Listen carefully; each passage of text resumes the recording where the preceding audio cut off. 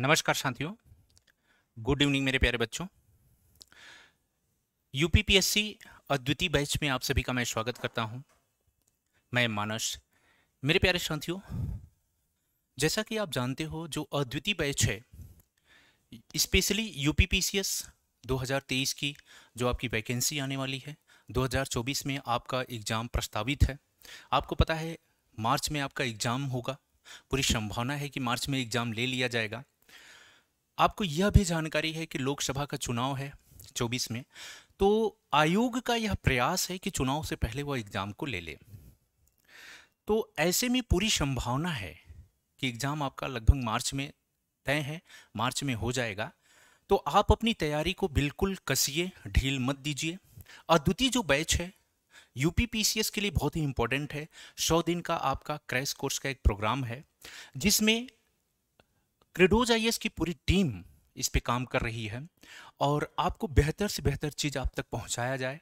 यह क्रेडोज आईएएस की टीम का, जितने भी एक्सपर्ट टीचर्स हैं, उनका ये प्रयास है कि जो भी अद्वितीय बैच से बच्चे जुड़े हैं, जो भी हमारे साथी जुड़े हैं, उनको इतना मटेरियल उपलब्ध कराया जाए, इतनी कक्षाएं उनको जरूर दे दी जाएं, जिससे उनकी जो सफलता है वह 80 से 90% तक निर्धारित हो सके। 100% मैं इसलिए नहीं कह सकता क्योंकि 100% कुछ भी नहीं होता। 100% कहना हर बात बेईमानी है और आपकी जो सफलता है वह मात्र 80% अगर आप चीजों को कर ले जा रहे हैं तो आपकी सफलता वैसे ही सुनिश्चित हो जाती है। साथियों, मैं एक चीज बताना चाहूंगा आपको। हम सफल होना चाहते हैं, हम सभी सफल होना चाहते हैं। हमारा भी प्रयास है कि आप सफल होइए और आपकी सफलता हमारी सफलता है, तो हम सभी सफल होना चाहते हैं। तो ऐसी स्थिति में मैं आपको एक चीज बता दूं, अगर आप सफलता के पीछे भागोगे तो सफलता आपसे 4 कदम आगे भागेगी। यह नियम होता है कि आप लक्ष्य पे फोकस मत करो, बल्कि आप अपने कार्य पे फोकस करो। आप उस लक्ष्य पे फोकस करते हो जो आज के 3 महीने बाद होने वाला है, और उसके चक्कर में आप इस लक्ष्य को भूल जाते हो कि प्रतिदिन मुझे करना क्या है, पर डे हमें क्या करना है। तो अगर आपको सफल होना है तो आप सफलता के पीछे मत भागिए, बल्कि सफलता किस वजह से मिलेगी उस वजह के पीछे भागिए। वो वजह है आपका कठिन परिश्रम, वह वजह है आपका सही दिशा में मेहनत, वो वजह है आपकी सही स्ट्रेटजी, आपकी सही प्लानिंग, वो वजह है आपका सही संस्थान और सही टीचर से जुड़ना। तो साथियों, तो उस वजह की तलाश करिए जो आपको आपकी मंजिल तक ले जाएगी। हम लोगों का प्रयास है, हमारी टीम का प्रयास है कि हम आपकी वह वजह बन सके, उस वजह पे हम खरे उतर सकें। तो मेरे प्यारे साथियों, अद्वितीय जो बैच है बहुत ही महत्वपूर्ण है। इसमें हमारी पहली क्लास हो चुकी है। मैं एम मानस हूँ, मैं आपको पॉलिटी पढ़ाता हूँ। पॉलिटी से संबंधित हमारी 20 क्लास होगी। 20 क्लास में हमने पहली क्लास ले लिया है जिसमें हमने प्रियम्बल डिस्कस किया। साथ ही हमने ये तमाम चीज़ें डिस्कस की कि यहाँ प्रियम्बल से किस तरह के प्रश्न बन सकते हैं, किस तरह से प्रश्न बनने की संभावना है। उन तमाम चीज़ों पे हमने बात किया है, डिस्कस किया है। और अंत में हम ये भी देखे हैं कि उससे संबंधित जितने भी अब तक प्रश्न पूछे गए हैं उन प्रश्नों को भी हमने किया, ताकि क्लास के साथ, नोट्स के साथ, जो भी मटेरियल है उसके साथ आपका जो प्रीवियस ईयर क्वेश्चन पेपर है वे भी आपके तैयार होते चलें। इससे आपको 2 फायदे होंगे। एक तो आपको अपना एनालिसिस करने में आसानी होगी, हमारा एनालिसिस करने में आपको आसानी होगी कि हमारा जो दशा और दिशा जो है वो सही चल रहा है, आपको हम सही रास्ते पे ले चल रहे हैं, ताकि आपकी जो मंजिल है वहाँ हम आपको छोड़ सकें, हम आपके साथ आपकी मंजिल तक आपको पहुँचा सकें। यह प्रयास है। मेरे प्यारे साथियों, मेरे प्यारे बच्चों, मैं बात करूंगा संघ और उसके राज्य क्षेत्र की, union and it's territory in. तो जो संघ और उसका राज्य क्षेत्र है, यहां से भी हमने देखा है कि यूपीपीसीएस जैसे एग्जामों में, बड़े एग्जामों में संघ और राज्य क्षेत्र से भी प्रश्न पूछे जाते हैं, प्रियम्बल से भी पूछे जाते हैं, प्रश्न पूछे जा रहे हैं हमेशा से। संघ राज्य क्षेत्र एक ऐसा पार्ट है पॉलिटी का, इंडियन पॉलिटी का, जहां से बहुत अच्छी किस्म के और कंसेप्चुअल क्वेश्चन बनने की संभावना ज्यादा रहती है। यहां पे फैक्चुअल इंफॉर्मेशन कम होता है, लेकिन बहुत सारे फैक्चुअल क्वेश्चन भी बनते हैं और कंसेप्चुअल क्वेश्चन भी बनते हैं। तो मेरी क्लास की विशेषता ये होगी कि पहले हम क्लास को बहुत अच्छे से समझेंगे, पढ़ते हुए बढ़ेंगे, जो भी फैक्ट है, जो भी कंसेप्ट है, उनको ध्यान में रखते हुए चीजों को आगे बढ़ाएंगे। साथ ही इससे संबंधित जितने भी प्रीवियस ईयर के क्वेश्चन अब तक क्वेश्चन बने हैं, उन क्वेश्चन को भी हम एक नजर देखेंगे, क्या सही जवाब होगा, और साथ ही एनालिसिस करेंगे कि अगर आपको इस प्रश्न को एग्जाम हॉल में करना है तो आपके करने का तरीका क्या होना चाहिए।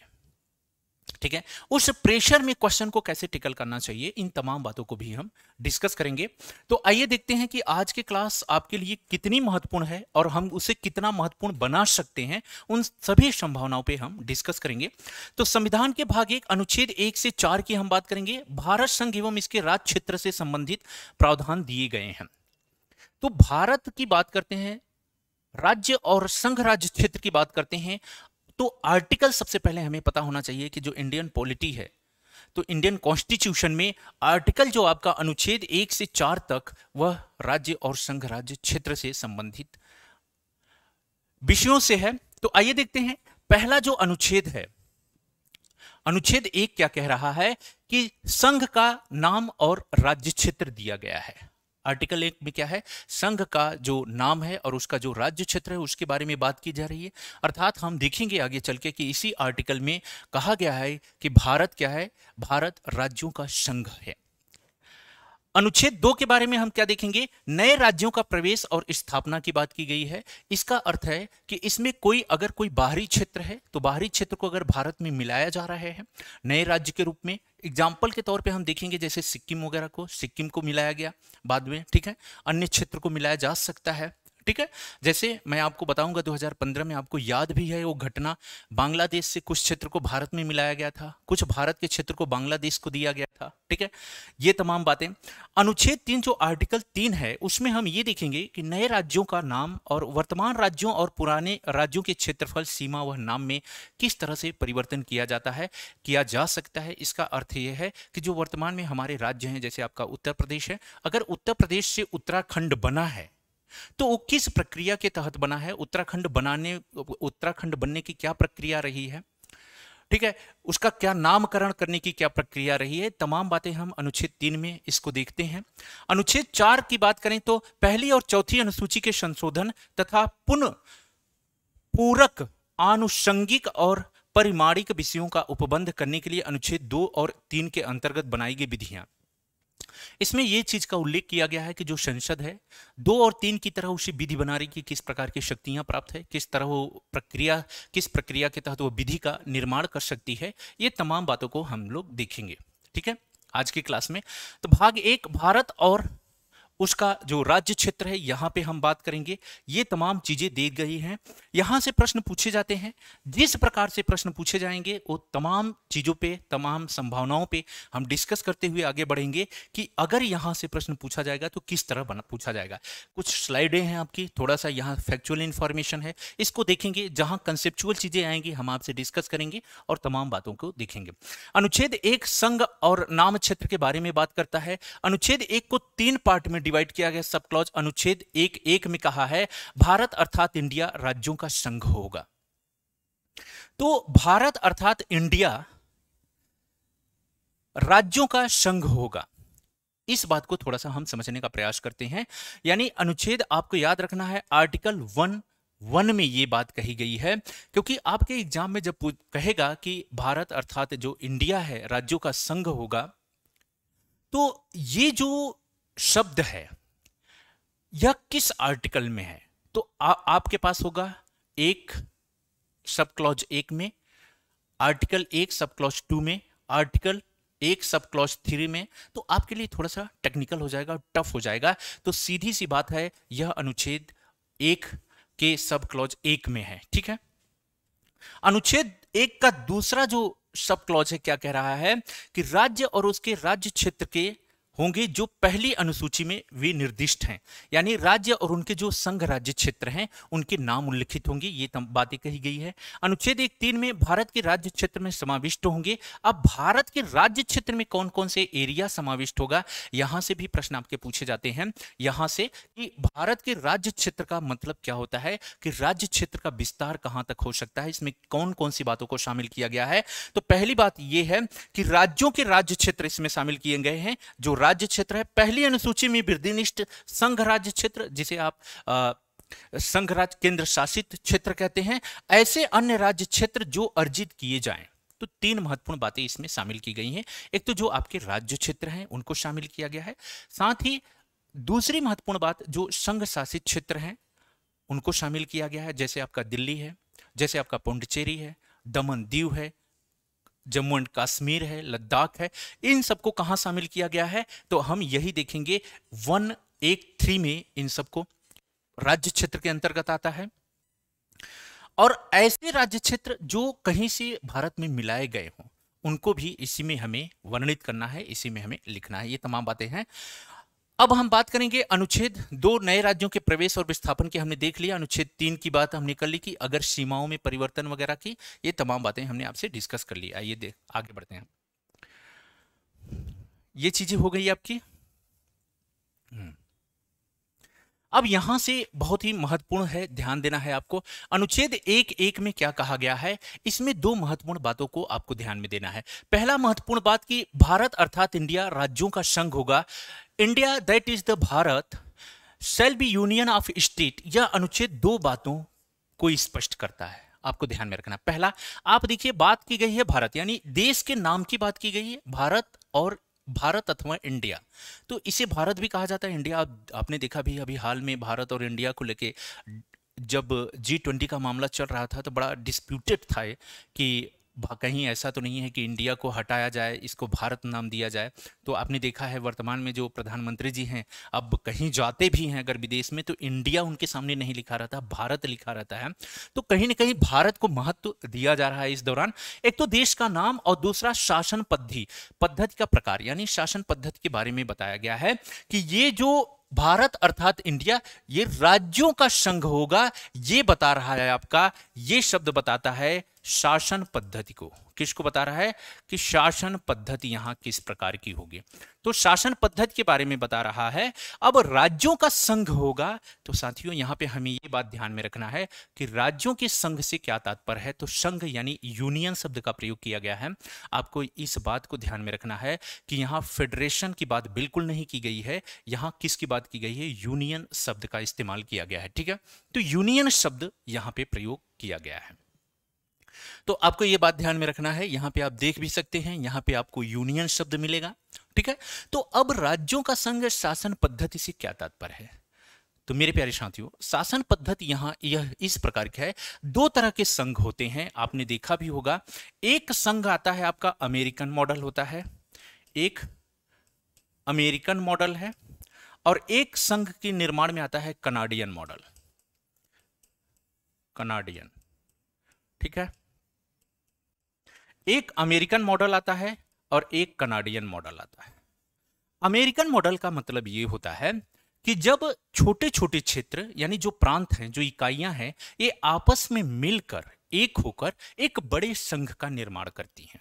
ठीक है, तो उसे हम अमेरिकन मॉडल कहते हैं। और जब हम कनाडियन मॉडल की बात करते हैं तो आपको कनाडा पे नहीं जाना है, आपको भारत को ध्यान में रखना है। कनाडियन मॉडल ये होता है कि एक बड़ा संघ पहले से है, एक बड़ा क्षेत्र पहले से है, उसे प्रशासनिक सुविधा के दृष्टिकोण से विकास को आधार बना के उसे छोटे छोटे प्रांतों यानी इकाइयों में जब हम बांट दिया जाता है। ठीक है, तो ये थोड़ा सा ये शासन पद्धति को बताता है। तो आपको ध्यान में रखना है। आपसे प्रश्न पूछा जा सकता है कि निम्नलिखित में से कौन सा आर्टिकल शासन पद्धति के बारे में उल्लेख करता है, शासन पद्धति के प्रकार के बारे में उल्लेख करता है, शासन पद्धति को बताता है।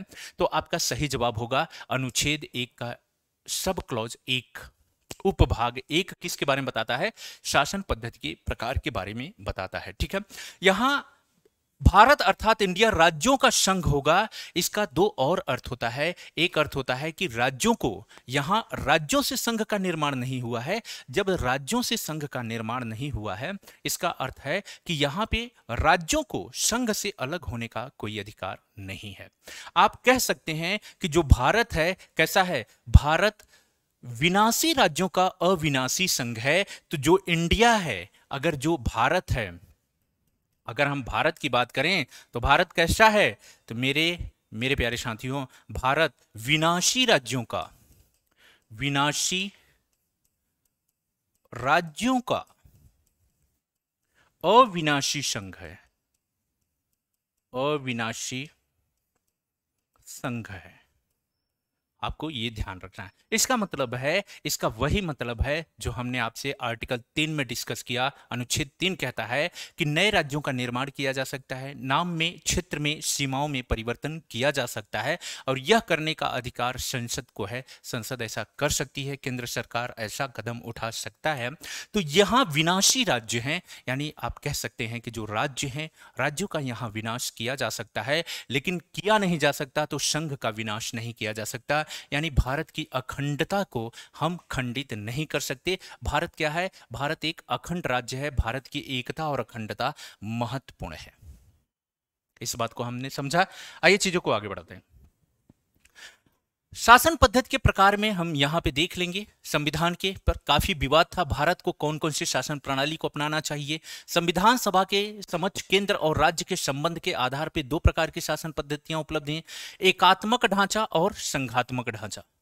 फेडरल स्ट्रक्चर और यूनिटरी स्ट्रक्चर की बात की गई है। अब आ जाइए, संघात्मक ढांचा और एकात्मक ढांचा, दो प्रकार की बातें की गई है और इसमें संविधान सभा में बहुत ज्यादा डिबेट हुआ था संविधान सभा में कि भारत की जो शासन पद्धति है उसमें जब हम संघ की बात करते हैं, यानी भारत में एकात्मक शासन व्यवस्था होनी चाहिए या संघात्मक शासन व्यवस्था होनी चाहिए।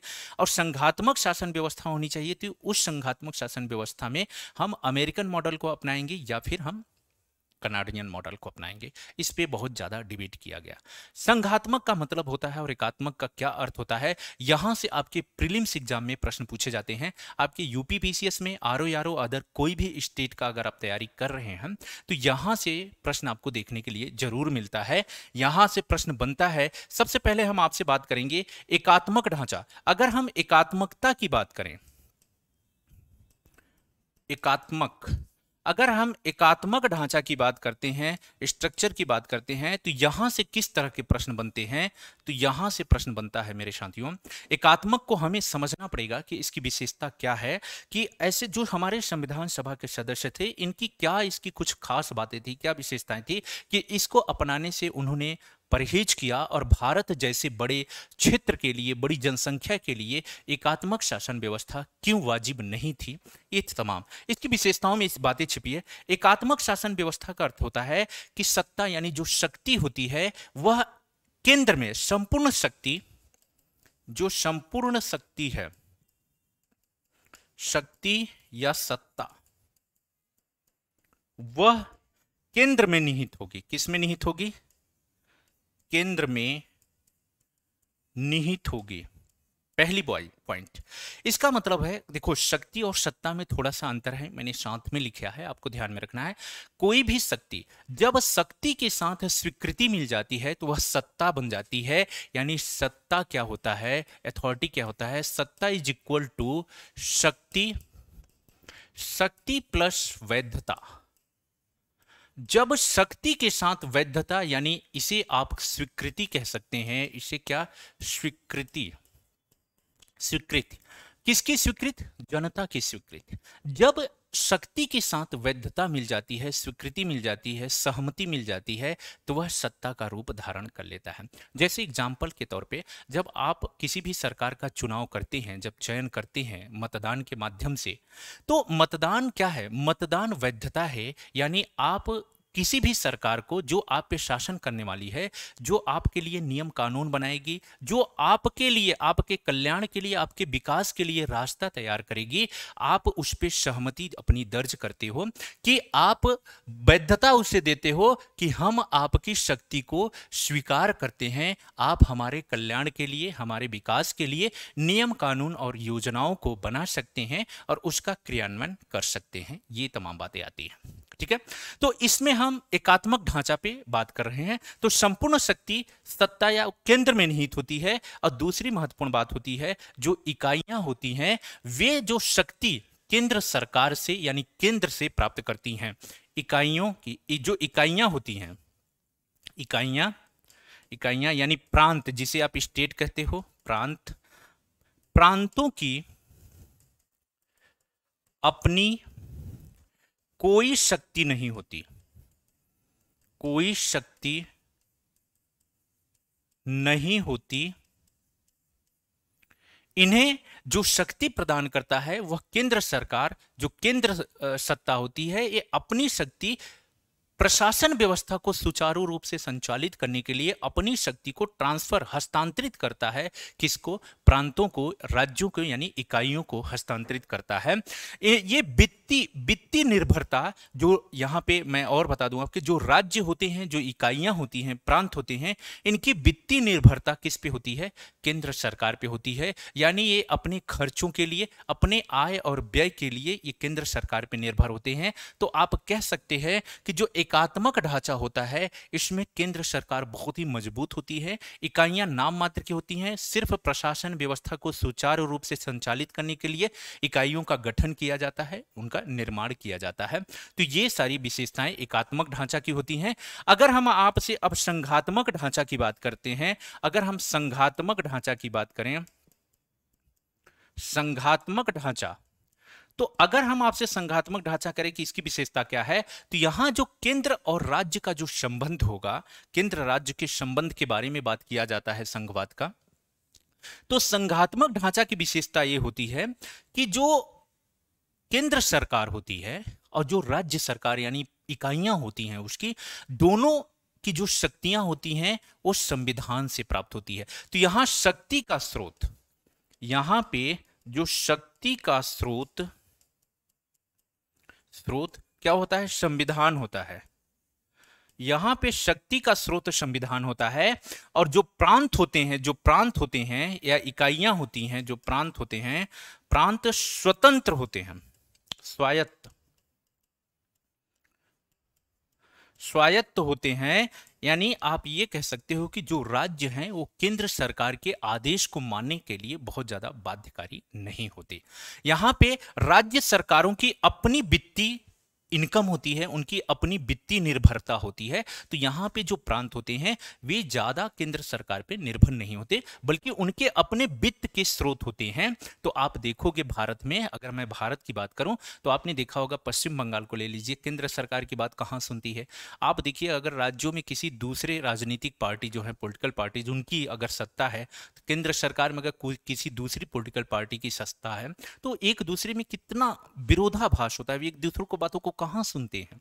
ठीक है, तो यहां पे आप कह सकते हो कि संघात्मक ढांचा है, क्योंकि यहां प्रांत क्या है? स्वायत्त होते हैं। और आपने ये भी देखा होगा कि हम आगे पढ़ेंगे संविधान में कि अनुसूची जब पढ़ते हैं तो उसमें हम जो इनकम के स्रोत होते हैं उसमें हम संघ सूची, राज्य सूची और समवर्ती सूची पढ़ते हैं। तो राज्य सूची के जो विषय होते हैं वो किसके अंतर्गत आते हैं? वो राज्य के अंतर यानी प्रांतों यानी इकाइयों के अंतर्गत आते हैं। उस पे वे नियम कानून बना सकते हैं, उससे संबंधित जो आय है उसको, इनकम है, टैक्स है, कर है, उसको वसूल सकते हैं, बिना केंद्र सरकार से पूछे उसे खर्च कर सकते हैं। तो इस प्रकार की इनकी अपनी स्वायत्तता होती है संघ। तो इनकी वित्तीय निर्भरता केंद्र पे अधिक नहीं होती। तो प्रांतों की जो वित्तीय निर्भरता है, केंद्र पर पूर्णतः नहीं होती,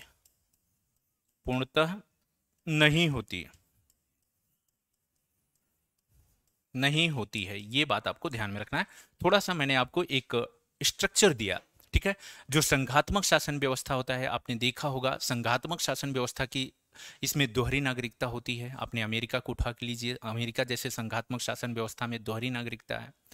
संविधान सर्वोच्च होता है, संविधान सर्वोच्चता होती है, संविधान ही सर्वोच्च होता है, कानून का शासन होता है, ठीक है, संविधान सर्वोच्च होता है। यहाँ पे आपने ये भी देखा होगा। तो ये तमाम कुछ इसकी विशेषताएं हैं, हमने यहाँ पे देखने का प्रयास किया और यहाँ से आपके प्रश्न पूछे जाते हैं, ठीक है। आइए, अनुच्छेद 1 का जो उपभाग 2 है का संबंध राज्य और उनके राज्य क्षेत्र से है, जो पहली अनुसूची में विनिर्दिष्ट है। तो पहली अनुसूची में क्या लिखा गया है? पहली अनुसूची में वर्तमान में जो 28 राज्य हैं और 8 केंद्र शासित प्रदेश हैं, उनका उल्लेख कहाँ हुआ है? तो आपका सब जवाब होगा पहली अनुसूची में। तो पहली अनुसूची में राज्य और केंद्र जो राज्य क्षेत्र हैं उनको विनिर्दिष्ट किया गया है, यानी उनका उल्लेख किया गया है पहली अनुसूची में। ये बात आपको ध्यान में रखना है, ठीक है। अनुच्छेद का जो उपभाग 3 है उसके अनुसार भारत के राज्य क्षेत्र को, टेरिटरी को 3 वर्गों में बांटा गया है। इसको हमने देख लिया। एक तो राज्यों का क्षेत्र होता है, यानी the territories of the state, और द यूनियन टेरिटरीज होता है जो संघ राज्य क्षेत्र आप कहते हैं, और वे क्षेत्र जिन्हें हम बाहर से ग्रहण करते हैं या बाहर से जीतते हैं या बाहर से शामिल करते हैं, अधिगृहित करते हैं, वे क्षेत्र इसके अंतर्गत आते हैं। तो ये तीनों बातें आप ध्यान में रखना। अब आइए अनुच्छेद 3, नए राज्यों का निर्माण और वर्तमान राज्यों के क्षेत्र सीमाओं, नामों में परिवर्तन, ये तमाम बातों पे हम डिस्कस करते हैं कि अनुच्छेद 3 क्या कह रहा है। ठीक है, अगर हम अनुच्छेद 3 की बात करते हैं तो मेरे प्यारे साथियों, मैं एक चीज बता दूं आपसे। अनुच्छेद आर्टिकल 3 क्या करता है? आर्टिकल 3 से पहले मैं आपसे आर्टिकल 2 के बारे में डिस्कस करता हूं। 1(3) है, आर्टिकल 3 है।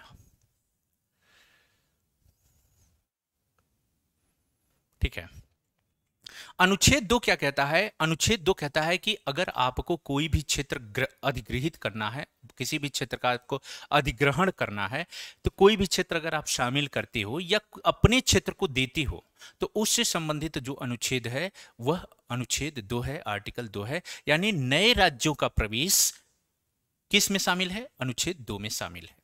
ठीक है, ये हम देखते हैं।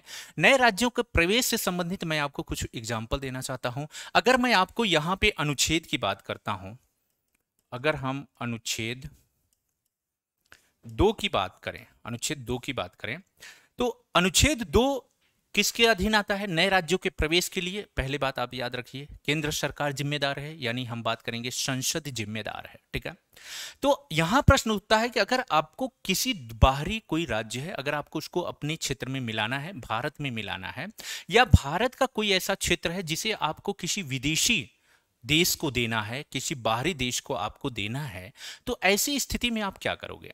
क्या आप संसद जो है सामान्य बहुमत से, सामान्य कानून से क्या ऐसे नियम को बना सकती है संविधान में? क्या उसको सिंपल तरीके से दे सकती है, साधारण बहुमत से दे सकती है? तो सुप्रीम कोर्ट का इसमें आदेश है।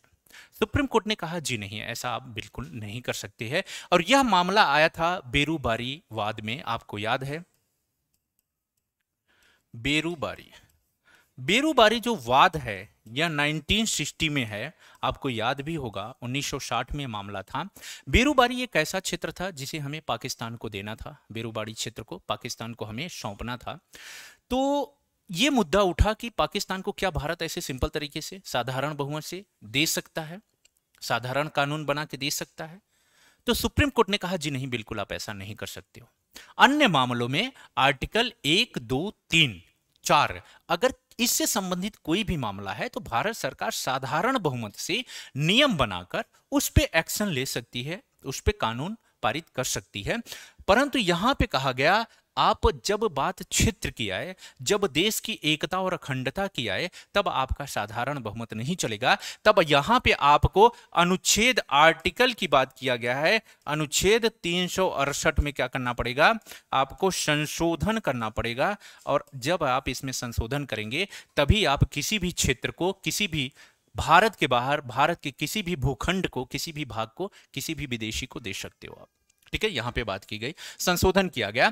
और फिर इसी के दौरान बेरूबारी वाद में भारत सरकार ने 9वां संविधान संशोधन किया। कौन?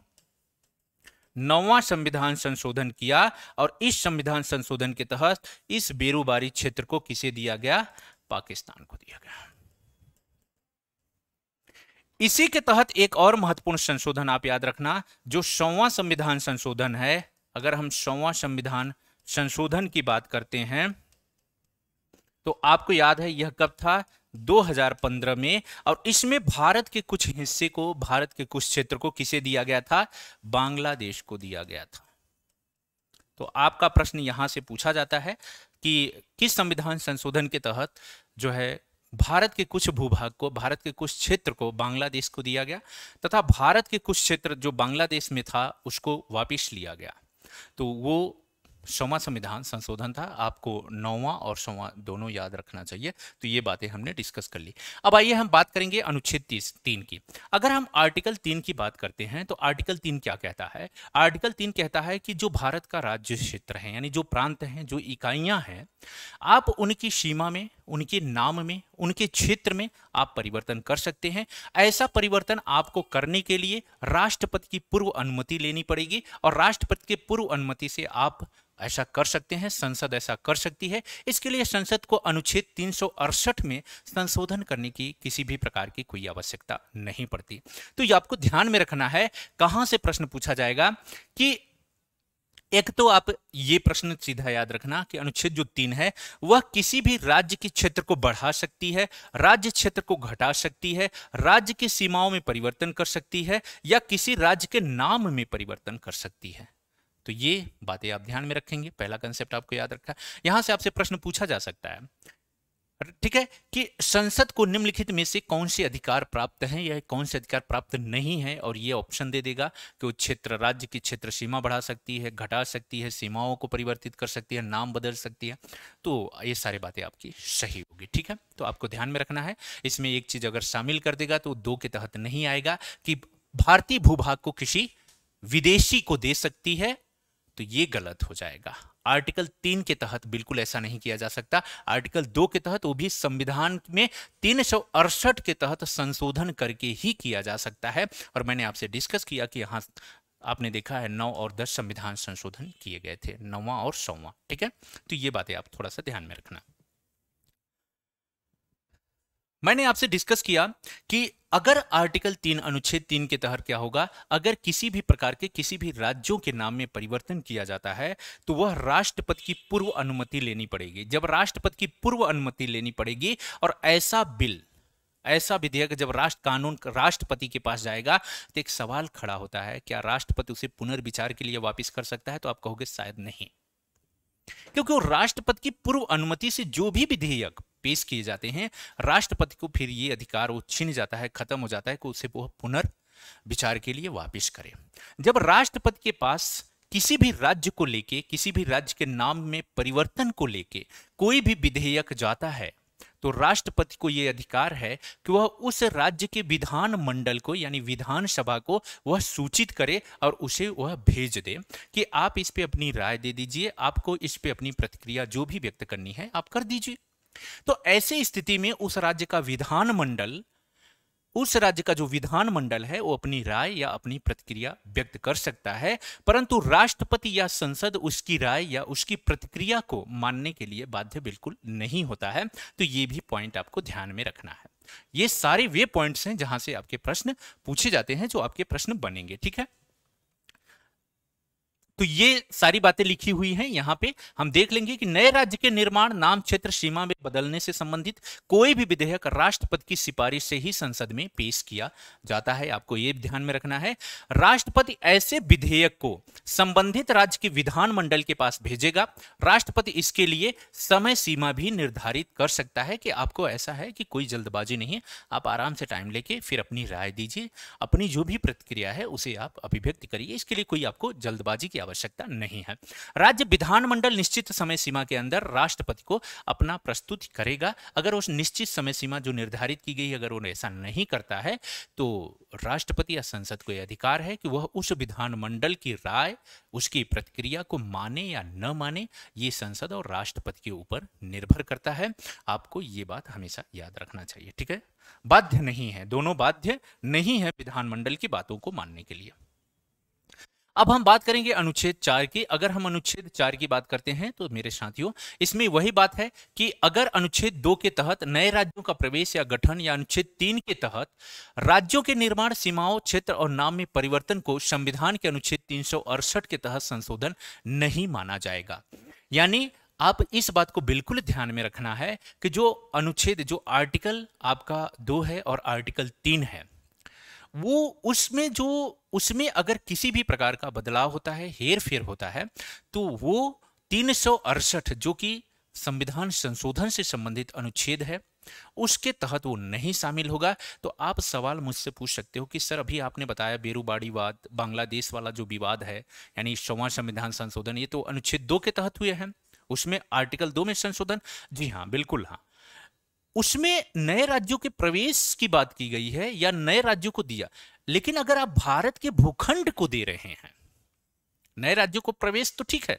अगर आप भारत के किसी भूखंड, किसी भाग को सरकार ये निर्धारित करती है, सरकार ये सुनिश्चित करती है कि हम इस क्षेत्र को देंगे, किसी दूसरे देश को देंगे, तो यहां पे आप 368 लागू हो जाएगा। यहां पे आपको 368 के तहत संविधान संशोधन करना पड़ेगा।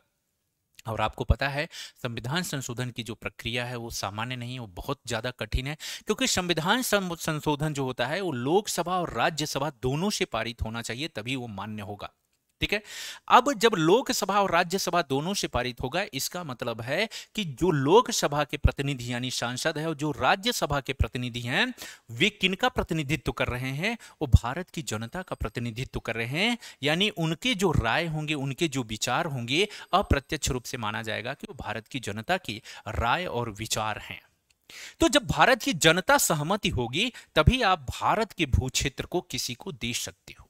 तो ये बात आपको थोड़ा ध्यान में रखना है।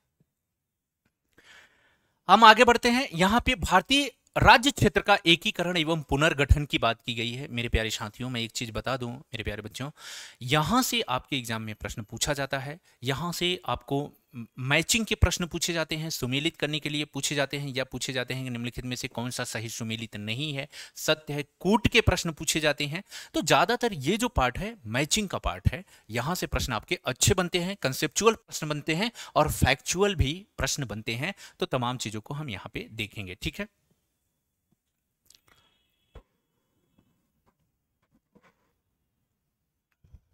आइए देखते हैं। अब हम भारत की एकीकरण की जब बात करते हैं तो हम सरदार वल्लभ भाई पटेल को कैसे भूल सकते हैं।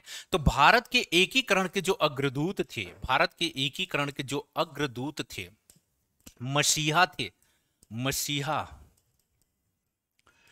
बिस्मार्क, जिसे आप बिस्मार्क कह सकते हो, भारत का बिस्मार्क, वो कौन था? तो आप बिल्कुल नहीं भूल सकते, वे थे सरदार वल्लभ भाई पटेल। कौन थे? वो सरदार वल्लभ भाई पटेल। तो आप बिल्कुल इन्हें भूल नहीं सकते, भारत के बिस्मार्क कहे जाते हैं। ठीक है। तो आइए देखते हैं भारत के एकीकरण में सबसे पहले देशी रियासतों का एकीकरण हम देखेंगे कि जो भारत है, भारत में जो हमारी देशी रियासतें थी, आपको पता है अगर हम एनसीईआरटी की बात करते हैं, एनसीईआरटी की बात करते हैं तो 565 आता है। बाकी अदर बुक की बात करते हैं, अदर बुक, तो इसमें हमें पता चलता है 562 देशी रियासतें थी। कहीं कहीं 552 आपको मिलेंगी, तो बिल्कुल वो गलत है। 562 या 565 यही आपका सही जवाब होगा। ठीक है। तो आपको ये देशी रियासतों के एकीकरण की बात करेंगे। यूरोपीय उपनिवेशों का भारत में विलय, उसकी हम बात करेंगे। जैसे यूरोपीय उपनिवेश, जैसे जो पुर्तगाल के अधीन थे, जो फ्रांस के अधीन कौन कौन से थे, इनकी बात करेंगे। अन्य क्षेत्रों का भारत में विलय करेंगे, जिसमें हम सिक्किम को शामिल कर सकते हैं। ठीक है। अन्य चीजों को शामिल कर सकते हैं। राज्यों का पुनर्गठन अंत में हम देखेंगे कि राज्यों का पुनर्गठन जो फजल अली आयोग जो हुआ, इससे पहले हम ये देखेंगे कि एसके धर आयोग क्या था। फिर हम देखेंगे कि पंडित जवाहरलाल नेहरू, वल्लभ भाई पटेल और पट्टाभी सीतारमैया, तो इनकी जो समितियां बनी थी, इसकी क्या रिपोर्ट थी, रिकमेंडेशन था। फिर हम देखेंगे फजल अली आयोग को देखेंगे, फिर हम इस चीजों को आगे बढ़ाएंगे। ठीक है। तमाम बातें यहां पे हम देखते हुए चीजों को चलेंगे। ठीक है। कुछ महत्वपूर्ण इंफॉर्मेशन है कि भाग 1 में राज्य थे। जब भारत का संविधान निर्मित हुआ तो यहां देखेंगे भाग क, ख, ग और घ, 4 भागों में डिवाइड किया गया था। भाग क में राज्य थे जो भारत शासन अधिनियम 1935 के अधीन प्रांत कहे जाते थे, वो किस में थे? भाग में थे। तो आपको बिल्कुल इन बात को ध्यान में रखना है कि आपसे प्रश्न पूछा जा सकता है कि भारत का जब संविधान बना था तो उस समय भाग क में किस प्रकार के राज्य शामिल थे।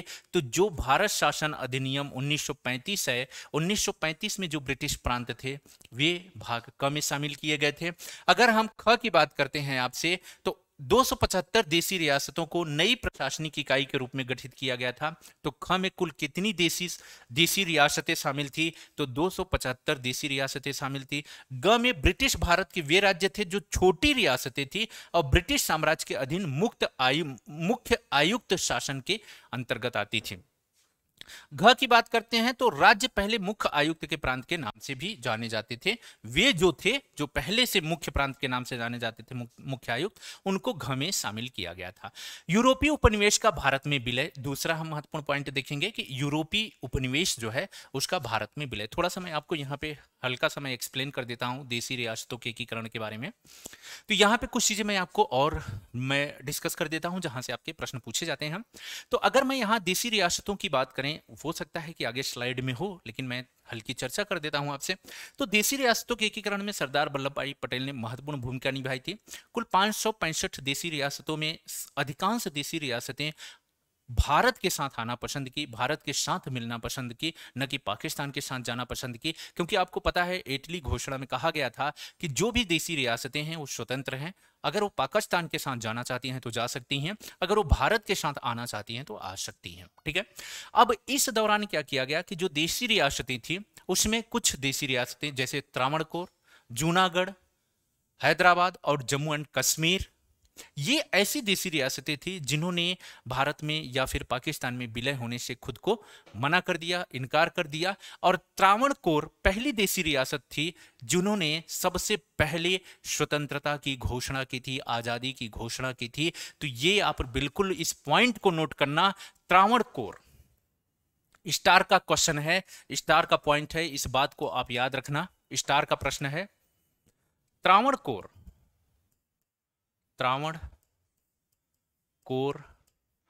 पहली देशी रियासत थी, पहली देशी रियासत थी, रियासत थी जिसने आजादी या स्वतंत्रता की घोषणा की थी, स्वतंत्रता की घोषणा की थी। तो ये आप थोड़ा सा ध्यान में रखना त्रावणकोर को। ठीक है। दूसरे नंबर पे हैदराबाद थी। फिर जैसे ही त्रावणकोर ने अपने आप को स्वतंत्र घोषित किया, वैसे ही हैदराबाद के जो निजाम थे उन्होंने भी अपने आप को पाकिस्तान और भारत दोनों में मिलने से मना करते हुए अपने आप को स्वतंत्र घोषित कर दिया था। फिर आपको मैं बता दूं त्रावणकोर हैदराबाद का कैसे भारत में विलय हुआ, आपको पता है सैनिक कार्रवाई हुई थी, हैदराबाद के ऊपर सैनिक कार्रवाई हुई थी। उस सैनिक कार्रवाई के दौरान जो है वहां के निजाम थे उन्होंने आत्मसमर्पित किया था और वो भारत में विलय हो गया। ठीक है।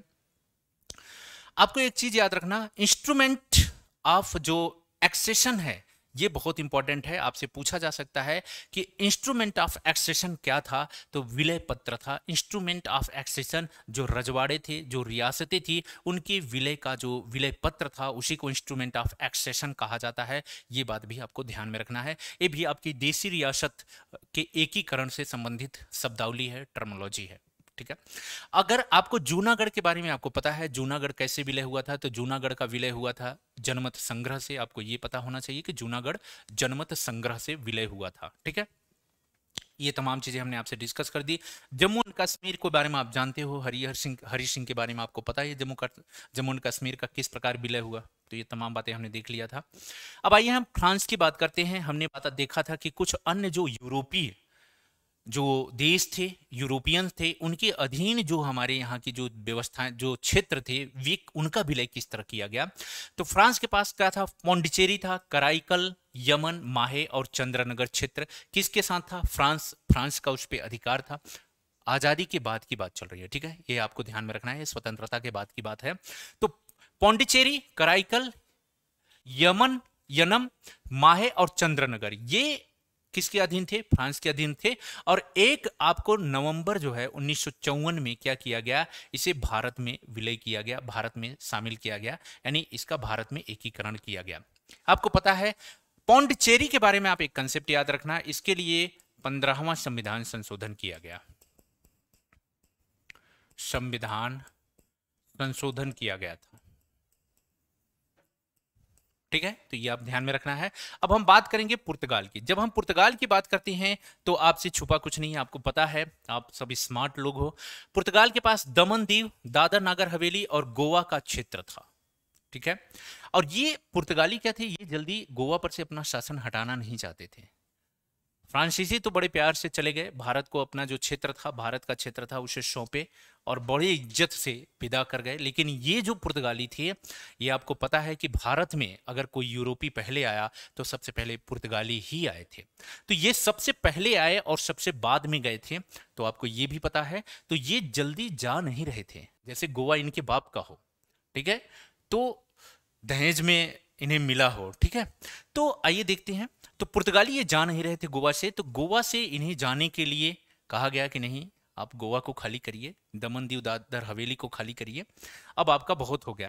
तो सरकार ने इन उपनिवेशों को आधिकारिक तौर पे पुर्तगाली क्षेत्र घोषित किया, किंतु इन क्षेत्रों की जनता को पुर्तगाली शासन पसंद नहीं आया और जनता विद्रोह की। फिर बाद में भारत सरकार ने इस पे क्या किया, कब्जा किया। और आपको पता है गोवा के लिए भारत सरकार ने एक ऑपरेशन चलाया था, सैनिक ऑपरेशन, सैनिक कार्रवाई की थी, उसका नाम था ऑपरेशन विजय। आपको याद होगा ऑपरेशन ऑपरेशन विजय। तो सैनिक कार्रवाई की गई थी, सैनिक कार्रवाई की गई थी। और इस गोवा के लिए भारत संविधान में 56वां संविधान संशोधन किया गया। तो ये बात भी आप ध्यान में रखना। तो यहां से भी प्रश्न आपके प्रीलिम्स एग्जाम में पूछे जा सकते हैं कि ऑपरेशन विजय का संबंध किससे है, तो गोवा से है। ऑपरेशन विजय का संबंध किससे है, तो पुर्तगालियों से है। या आपसे पूछ सकता है कि गोवा को खाली कराने के लिए या भारत में विलय के लिए भारत सरकार द्वारा किस प्रकार के कदम उठाए गए थे, तो सैनिक कार्यवाही किया गया था। तो सैनिक कार्यवाही के कदम उठाए गए थे। तो दो जगह सैनिक कार्यवाही की गई है, पहला आपको ध्यान में रखना है हैदराबाद और दूसरा याद रखना है गोवा।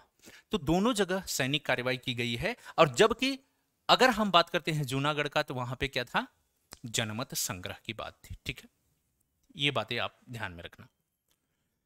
अन्य क्षेत्रों का अगर भारत में हम विलय की बात करते हैं तो ये बहुत ही इंपॉर्टेंट है, यहां से प्रश्न पूछा जाता है। सिक्किम का विलय बहुत ही इंपॉर्टेंट है, आप ध्यान में रखना। 1975 में हुआ। स्वतंत्रता के समय ही सिक्किम की जनता भारत में विलय चाहती थी, किंतु राजतंत्र होने के कारण ऐसा नहीं हो पाया। तो मैं आपसे बताऊं, जब सिक्किम की बात हम करते हैं, सिक्किम के विलय की बात करते हैं, तो सिक्किम आपको पता भी है कि नॉर्थ ईस्ट का जो है एरिया है, क्षेत्र है, भारत के लिए सामरिक दृष्टिकोण से बहुत ही महत्वपूर्ण एरिया है। अगर मैं आपको सिक्किम से संबंधित कुछ महत्वपूर्ण और बातों के बारे में मैं आपसे डिस्कस करूं, तो जो सिक्किम है मेरे साथियों, सबसे पहले सिक्किम का विलय लॉर्ड डलहौजी के समय किया गया था। ब्रिटिश शासन में किसने किया था, लॉर्ड डलहौजी।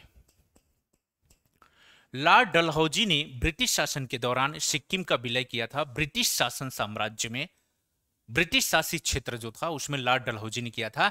बाद में भारत सरकार ने 1975 में, जब वहां की जनता चाहती थी कि हम भारत के साथ आएंगे, तो खुद ही आराम से जो है, चूंकि पहले वहां पे राजतंत्रात्मक शासन व्यवस्था था, बाद में फिर विलय होता है। और सिक्किम को भारत में शामिल करने के लिए आप एक बात याद रखना, इसको भारत में शामिल करने के लिए भारत में 36वां संविधान संशोधन किया गया, संविधान संशोधन किया गया था, 36वां संविधान संशोधन किया गया था। और इसके तहत सिक्किम को भारत में शामिल किया गया। और यह भारत का कौन सा राज्य बना था, तो 22वां राज्य बना। कौन सा राज्य बना, 22वां राज्य बना। इस तरह हम सिक्किम से संबंधित कुछ महत्वपूर्ण डेटा को देख लिया। भारत में विलय चाहती थी, ये हो गया। आगे चल के सिक्किम में लोकतंत्र की मांग उठने लगी और जनता राजतंत्र को समाप्त करके भारत में अपने विलय की प्रतिबद्धता को दर्शाया। ये बातें हो गई। राज्यों का पुनर्गठन बहुत ही इंपॉर्टेंट है, यहां से हम सारी चीजों को देखेंगे। एक भाषा एक राज्य के आधार पे, एक भाषा एक राज्य हो, इसके आधार पे यहां पे मांग की गई कि राज्यों का पुनर्गठन किया जाना चाहिए। आइए हम बात करेंगे। देखिए, मैं कुछ इंपॉर्टेंट चीजें आपको बताता हूं, डिस्कस करता हूं, फिर बातों को आगे बढ़ाएंगे। तो अगर हम राज्यों के पुनर्गठन की बात करते हैं, तो मैं आपको एक चीज बता दूं यहां पे, 1920 में, कब, 1920 की एक याद रखना, नागपुर अधिवेशन, नागपुर अधिवेशन की बात याद रखना। 1920 नागपुर अधिवेशन, 1920 नागपुर अधिवेशन में कांग्रेस ने कहा था कि जो राज्यों का, भारत जब आजाद होगा तो राज्यों का गठन किस आधार पे होगा, राज्यों की सीमाओं का सीमांकन किस प्रकार होगा, भाषा के आधार पे होगा। ठीक है, भाषा के आधार पे क्या होगा, राज्यों का गठन होगा, राज्यों का गठन होगा, भाषा के आधार पे होगा। अब भारत क्या हुआ कि हमेशा से ये जो राजनेता थे, जो हमारे स्वतंत्रता सेनानी, जिसमें पंडित जवाहरलाल नेहरू भी थे, सरदार वल्लभ भाई पटेल भी थे, सभी जितने भी महत्वपूर्ण नेता थे, उन्होंने आश्वस्त किया था कि एक भाषा एक राज्य, यानी भाषा के आधार पे राज्यों का गठन किया जाएगा। और इससे पहले अगर हम ब्रिटिश साम्राज्य की बात करते हैं तो ब्रिटिश साम्राज्य में जो राज्यों का जो गठन था, जो वो या राज्यों का जो सीमांकन था, वो प्रशासनिक आधार पे था। लेकिन अब इन्होंने प्रॉमिस किया कि हम प्रशासनिक आधार पे नहीं करेंगे, बल्कि हम किस आधार पे करेंगे, हम भाषा के आधार पे करेंगे। चीजें आगे बढ़ती हैं, देश आजाद होता है, स्वतंत्रता मिल जाती है। अब बात आती है देश के एकीकरण की, बात आती है 1947। तो एस के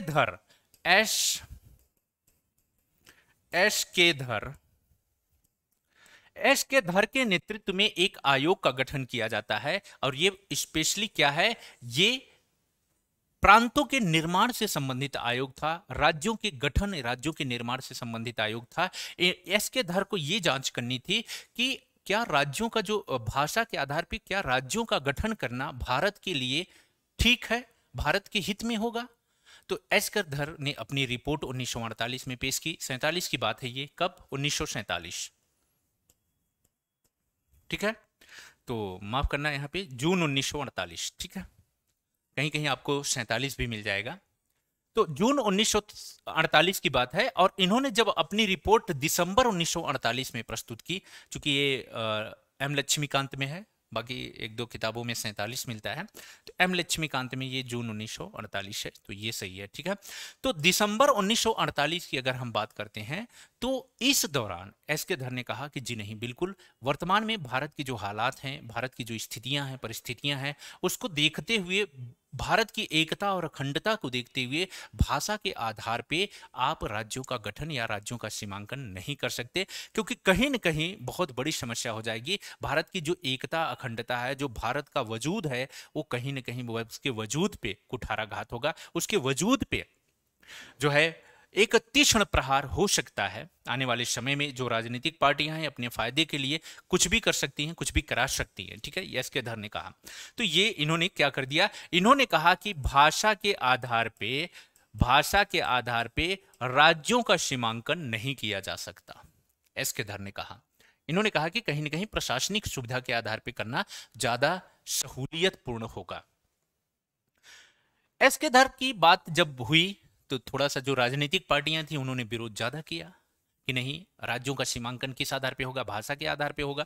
तो जेवीपी समिति का गठन किया गया, यानी जवाहरलाल नेहरू, वल्लभ भाई पटेल और पट्टाभी सीतारमैया का जो है इनके नेतृत्व में एक समिति बनी जो इसकी जांच करनी थी कि क्या भारत का जो राज्यों का सीमांकन है वो भाषा के आधार पे किया जा सकता है। तो आपस में ये तीनों जो कि बहुत ही दिग्गज नेता थे, महान नेता थे, तो इन्होंने पाया कि नहीं, भाषा के आधार पे भारत की ऐसी स्थिति परिस्थिति नहीं है कि भाषा के आधार पे हम क्या कर सके, राज्यों का सीमांकन या गठन कर सके, बिल्कुल यहां पे संभव नहीं था। अप्रैल 1949 में इन्होंने अपनी रिपोर्ट प्रस्तुत की और भाषा के आधार पे राज्यों के गठन को क्या किया, इनकार कर दिया, अस्वीकार कर दिया।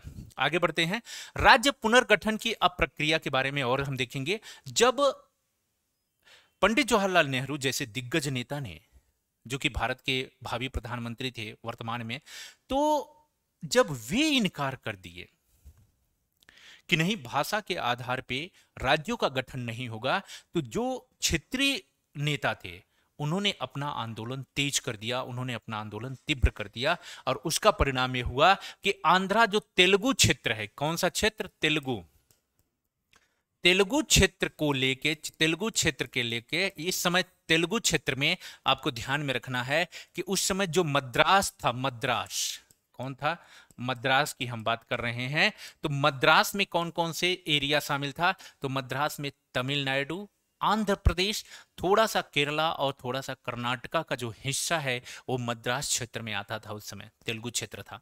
तो ये स्पेशली तेलुगु क्षेत्र को एक अलग राज्य बनाया जाए जिसमें केवल और केवल तेलुगु भाषा बोलने वाले लोग होंगे, तेलुगु संस्कृति को फॉलो करने वाले लोग होंगे।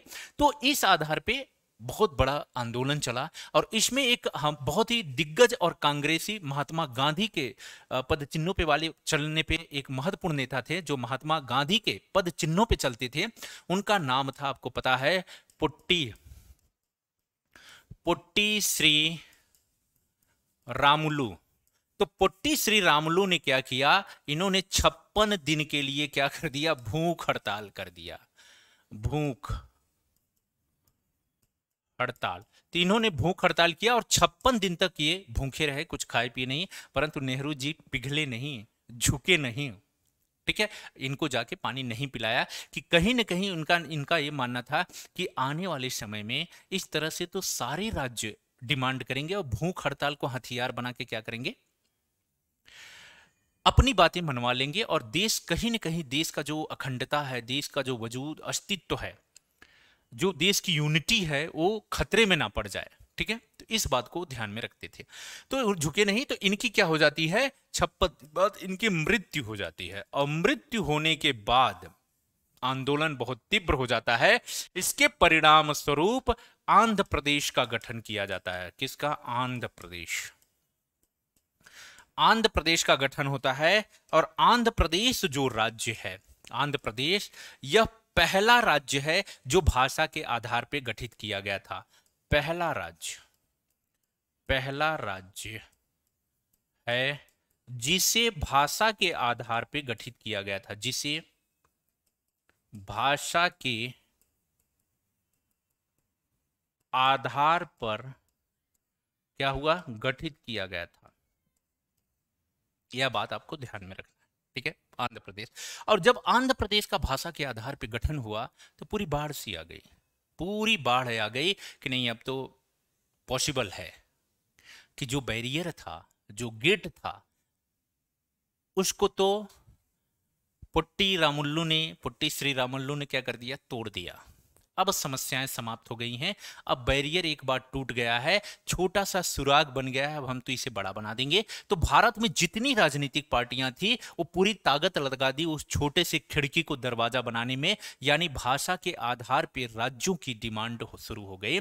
और जब भाषा के आधार पर राज्यों की डिमांड शुरू हो गई तो मामला है 1953 का। 1953 में फजल अली जो न्यायाधीश थे, न्यायाधीश फजल अली के नेतृत्व में, उनकी अध्यक्षता में पंडित जवाहरलाल नेहरू ने एक आयोग का गठन किया जिसे राज्य पुनर्गठन आयोग के नाम से जाना जाता है।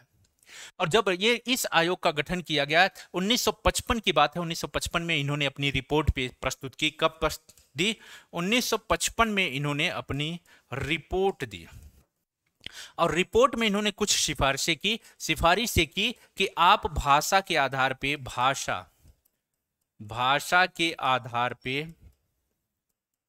आधार पर राज्यों का गठन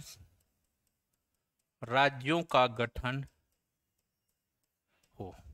इन्होंने कहा भाषा के आधार पर आप राज्यों का गठन करिए, लेकिन आप दो बातों को ध्यान में रखिए कि जहां भाषा और संस्कृत, एक समान भाषा और संस्कृत की बहुलता हो, साथ ही आप ये भी ध्यान रखिए कि देश की एकता और अखंडता पे खतरा ना हो। आप गठित करिए भाषा के आधार पे, कोई दिक्कत नहीं है। तो इन्होंने कह दिया, इन्होंने कहा कि वर्तमान में इन्होंने अपनी ही रिपोर्ट में सिफारिश की थी कि 16 राज्य और 3 जो है केंद्र राज्य क्षेत्र की बात की थी, यानी केंद्र शासित क्षेत्र की बात की थी इन्होंने। किसने, फजल अली आयोग। यहां से एक प्रश्न और बनता है, वो पूछता है इनकी सदस्यता को लेके कि इसमें इनके फजल अली आयोग में कुल 3 लोग शामिल थे। एक तो फजल अली थे और दूसरे कौन थे, दूसरे थे आपसे वो थे ये के.एम. पडिक्कर और H.N. कुंजरू थे। तो कुंजरू और पडिक्कर जो है ये 2 अन्य सदस्य थे, ठीक है। इस बात को भी आप ध्यान में रखना, के.एम. पडिक्कर और H.N. कुंजरू। हृदयनाथ कुंजरू, इनका पूरा नाम है हृदयनाथ कुंजरू, मैं वही याद कर रहा था, हृदयनाथ, ये हृदय के नाथ थे, ठीक है। तो ये तमाम चीज़ें जहाँ से प्रश्न बन सकते थे हमने डिस्कस कर लिया है आपसे। सिफारिशें इनकी है, 1955 में इन्होंने अपनी रिपोर्ट पेश की थी। इन्होंने कहा था कि भाषा को मुख्य आधार बनाया जा सकता है।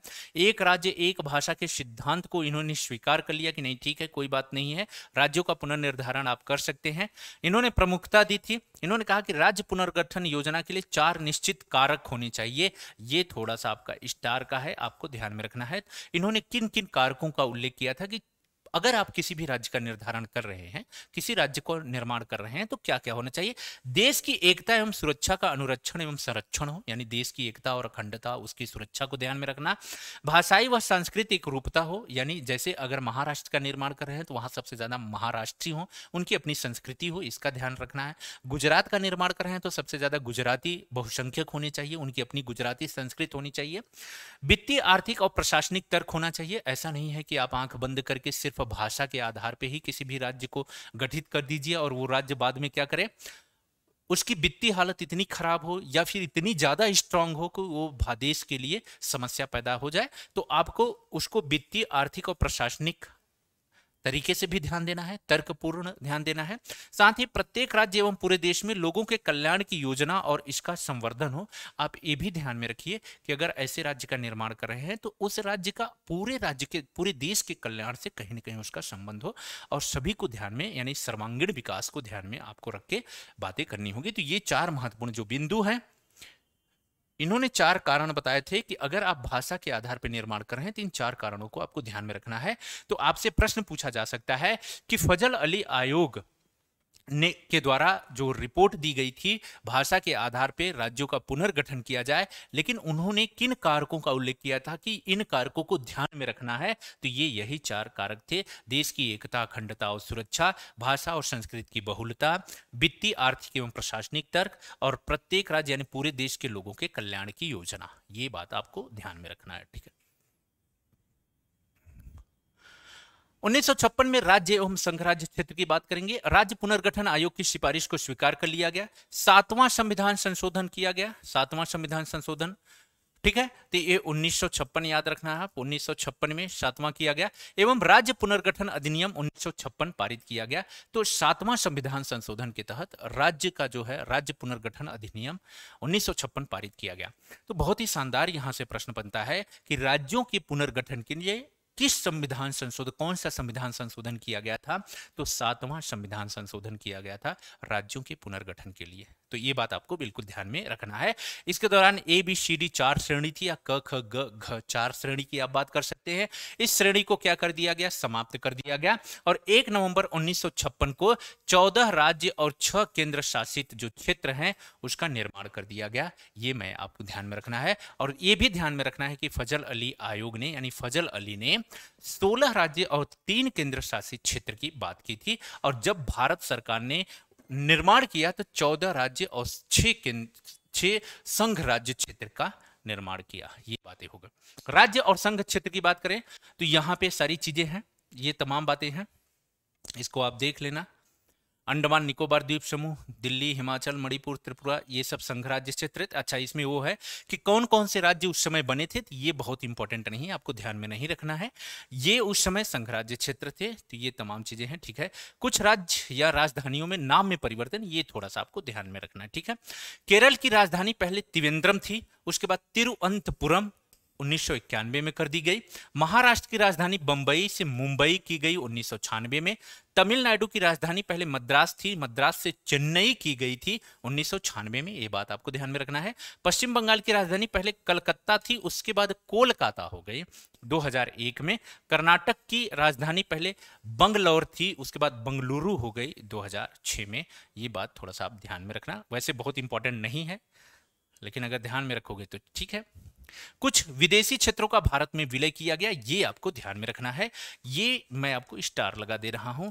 डबल स्टार का प्रश्न है, यहां से आपको संभावनाएं बिल्कुल बन सकती है, क्योंकि ये वो क्षेत्र है जहां तक अभी आयोग ने छुआ नहीं है या आयोग की नजर अब है, ठीक है। क्योंकि विभिन्न क्षेत्रों से अलग अलग प्रकार के प्रश्न बना चुकी है, तो कुछ ऐसे प्रश्न बनाती है आयोग जो अनछुए क्षेत्र होते हैं, जो नए क्षेत्र होते हैं, वहां से कुछ नए क्वेश्चन को आपके एग्जाम में डाला जाता है ताकि एग्जाम को थोड़ा सा हार्ड किया जा सके, ठीक है। दादर एवं नागर हवेली की बात करते हैं तो यह पुर्तगाल के नियंत्रण में था। अंतर्राष्ट्रीय न्यायालय द्वारा भारत के पक्ष में निर्णय देने के बाद 1954 में विलय किया गया। तो आपको ध्यान में रखना है, दादर एवं नागर हवेली की बात की जा रही है। किसके? पुर्तगालियों के अधीन में था। किसने, किसके निर्णय के बाद इसे भारत में 1954 में विलय किया गया? तो अंतर्राष्ट्रीय न्यायालय के निर्णय के बाद।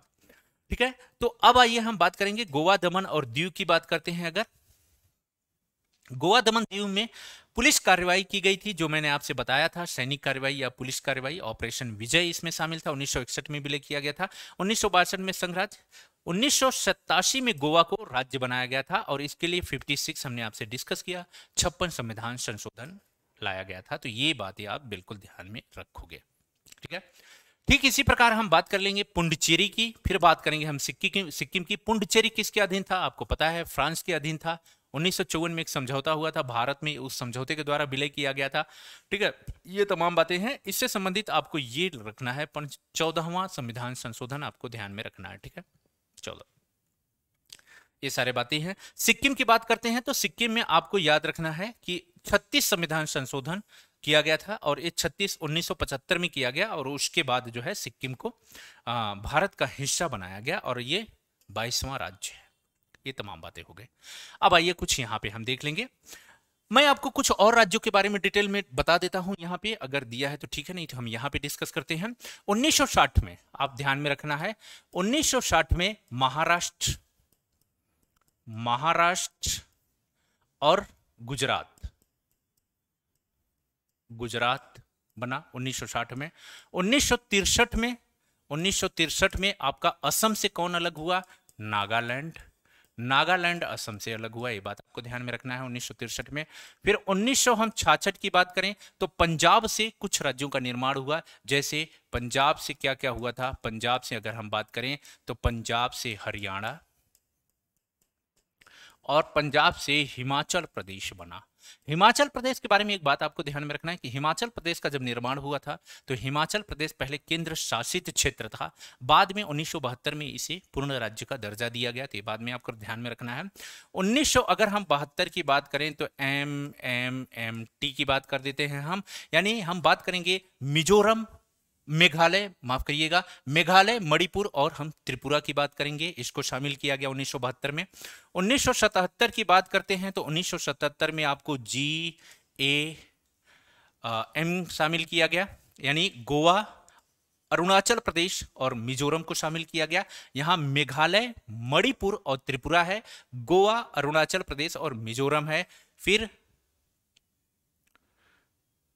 माफ करिएगा 87, ठीक है, ये 87 में है। उसके बाद अगर हम 2000 की बात करें तो 2000 में आपको याद भी है, आपको 2000 में उत्तराखंड, उसके बाद बिहार से अलग हुआ था झारखंड और मध्य प्रदेश से अलग हुआ था छत्तीसगढ़।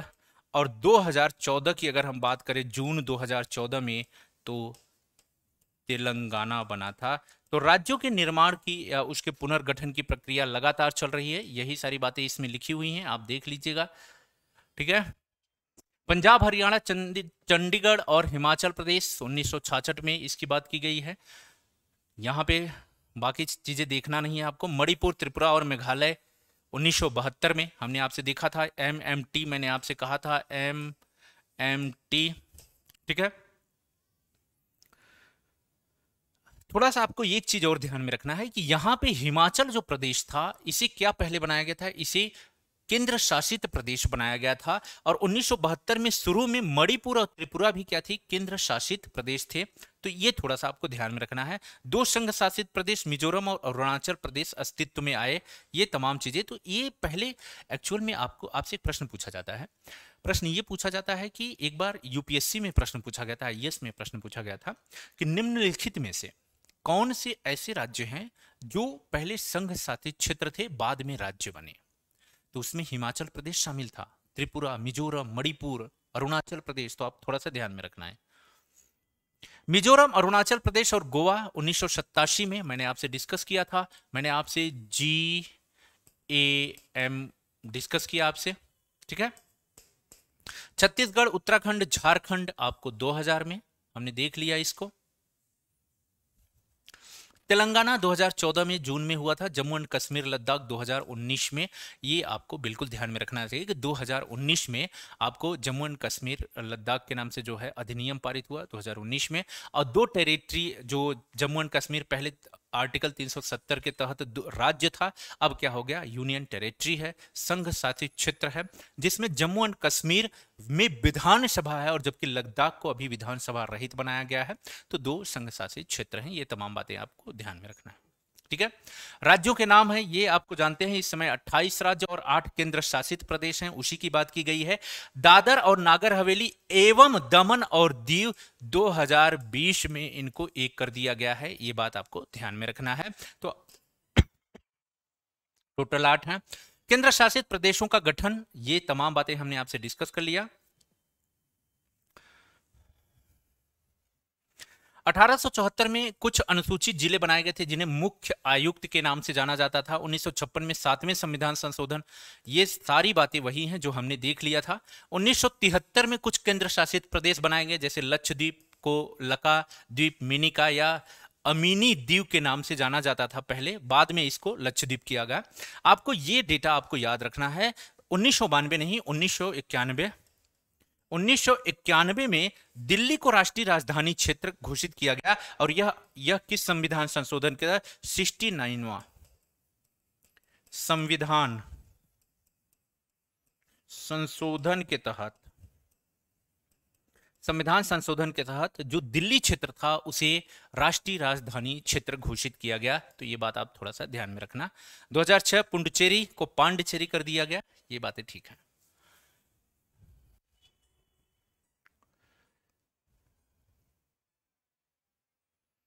ये आपको ये बताने का है कि कारण है ये क्यों ऐसा किया गया है, इनको संघ शासित क्षेत्र में क्यों रखा गया है। आपके मेन से संबंधित है कि इनको संघ शासित क्षेत्र में क्यों रखा गया है। तो राजनीतिक एवं प्रशासनिक कारण दिल्ली एवं चंडीगढ़ है।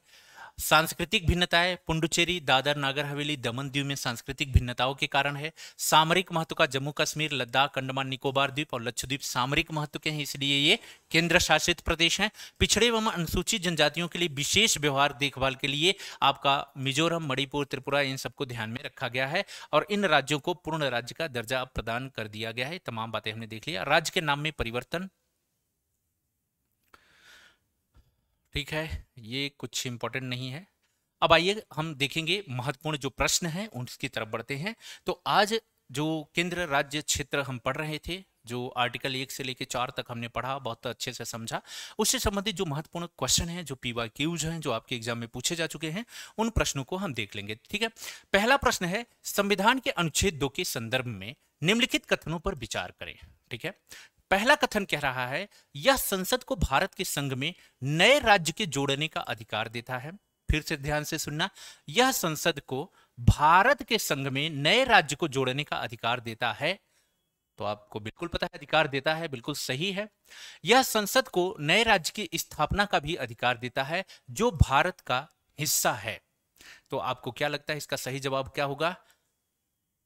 केवल एक, राइट। यह संसद को नए राज्य की स्थापना का भी अधिकार देता है जो भारत का हिस्सा है। यह कथन गलत है, यह नहीं देता, आर्टिकल 2 नहीं देता, बल्कि यह कौन सा देता है? अनुच्छेद 3 देता है। नए राज्यों का निर्माण किया जा सकता है अनुच्छेद 3 के तहत, ठीक है। तो इसलिए केवल कथन एक सही है। अगला प्रश्न है, निम्नलिखित कथनों पे आपको विचार करना है। ये आपके PYQs हैं, जो प्रश्न पूछे गए हैं पिछले एग्जामों में, आपके UPPCS में जो प्रश्न पूछे गए हैं उनको शामिल किया गया है। भारतीय संघ प्रांतों के मध्य समझौते का परिणाम नहीं है। पहला कथन कह रहा है कि जो भारतीय संघ है वो प्रांतों के मध्य समझौते का परिणाम नहीं है। बिल्कुल, कोई प्रांत अमेरिका की तरह जो राज्य हैं वे मिलकर संघ का निर्माण नहीं करते, हमने अभी देखा था। ये प्रांतों के संघ नहीं, बल्कि ये एक संघ था, प्रशासनिक सुविधा के लिए प्रांत बनाए गए हैं। बिल्कुल है। किसी भी राज्य को संघ से अलग होने का अधिकार नहीं है, यह भी बात बिल्कुल सही है। हमने शुरू में डिस्कस किया था कि जब भारत राज्यों का संघ है, यानी भारत जो है राज्यों का संघ है, दो बातें आती हैं कि किसी भी राज्य को भारत से अलग होने का अधिकार नहीं है, और साथ ही दूसरी बात आती है कि भारत को, यानी एक तो कोई राज्य अलग नहीं हो सकता, कोई राज्य भारत से स्वतंत्र नहीं हो सकता, ठीक है।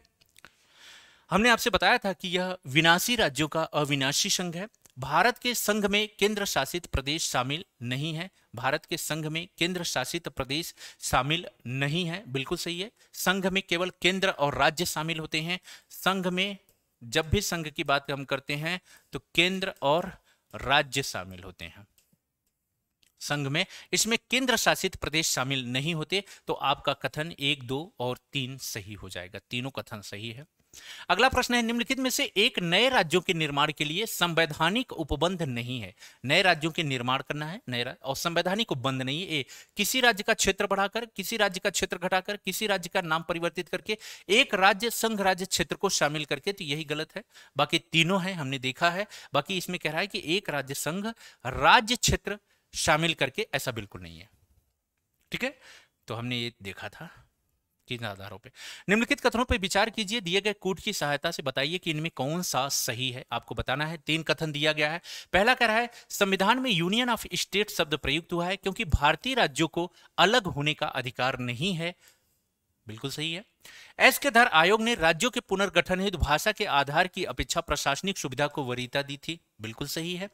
पंडित नेहरू, सरदार वल्लभ भाई पटेल और पट्टाभी सीतारमैया की अध्यक्षता में कांग्रेस कमेटी राज्यों के पुनर्गठन में भाषाई आधार के पक्ष में नहीं थी। यह भी सही है। आपका सही जवाब हो जाएगा डी, यानी तीनों कथन सही है। निम्नलिखित में से कौन सा एक गलत है, यह आपको बताना है। आइए देख लेते हैं कौन सा गलत है। एक कह रहा है, गोवा को 1987 में पूर्ण राज्य का दर्जा प्राप्त हुआ, तो शायद बिल्कुल सही है। दीव खंबात की खाड़ी में एक टापू है, बिल्कुल सही है। दमन और दीव को भारतीय संविधान के 56वें संशोधन द्वारा गोवा से अलग किया गया, हमने आपको देखा था, बिल्कुल सही है। डी, दादर और नागर हवेली वर्ष 1954 तक फ्रांसीसी औपनिवेशिक शासन के अंतर्गत थे, यही गलत है। ये फ्रांसीसी के अंतर्गत नहीं थे, ये पुर्तगालियों के अंतर थे। तो दादर, नागर हवेली और गोवा ये सब पुर्तगालियों के अंतर्गत थे। तो आपका सही जवाब हो जाएगा डी। डी इसमें गलत है। तो मेरे प्यारे साथियों, मेरे प्यारे बच्चों, ये आज का आपका सेशन था, आपका महत्वपूर्ण क्लास था।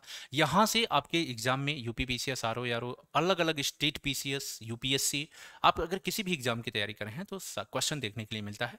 हमने सारी चीज़ों को बहुत अच्छे से डिस्कस किया, समझा किस प्रकार क्वेश्चन बन सकते हैं, क्वेश्चन की क्या पॉसिबिलिटी है। उन तमाम बिंदुओं को हमने कनेक्ट किया, देखा जहाँ से आपकी अब फिर पॉसिबिलिटी है कि प्रश्न बन सकता है। तो मिलते हैं अगली क्लास में, तब तक के लिए आप सभी को मेरा नमस्कार, धन्यवाद।